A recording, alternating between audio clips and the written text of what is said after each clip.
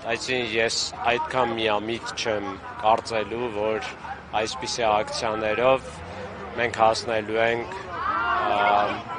վերադարձի կամ տարբեր մեր ցանկությունների ու իրավունքների կատարման, բայց մյուս կողմից ես վստահ եմ, որ այսպիսի ակցիաները օգնում են գործին, որովհետև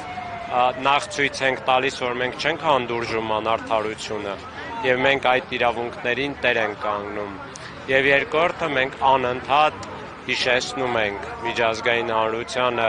ցավոք սրտի նաեւ հայկական հասարակությանը, որ այս խնդիրը առկա է եւ չի կարող խաղաղություն, արժանապատիվ կայուն խաղաղություն լինել այսպիսի անարդարությունների հանդուրժման միջոցով։ Հետևաբար, որպես նվազագույն ակնկալիք, ես ունեմ, որ մեր ձայնը տեղ կհասնի եւ իրենք կհասկանան, որ իրոք բոլորը չեն, որ հանդուրժում են այս իրավիճակը, ինչպես Նիկոլ Փաշինյանն է հավանաբար իրենց ներկայացնում։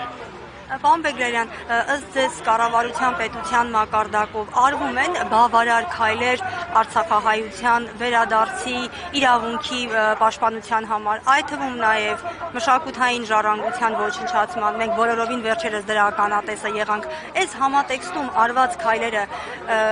առնվազն մինիմալ բավարարում են, թե ոչ։ Ոչ միայն մինիմալ չեն բավարարում, այլ իրենք հակառակ ուղղությամբ են գնում, հնարավորինս խոչընդոտելով մեր վերադարձի իրավունքի իրացմանը ուղղված բոլոր հնարավոր ջանքերին, այդ թվում հանրային խոսույթով Նիկոլ Փաշինյանի հայտարարությունները, որ պետք է մոռանանք վերադարձի իրավունքը եւ չերևացող ձևով հնարավորինս արգելափակելով միջազգային ցանկացած գործընթաց, որոնք կարող են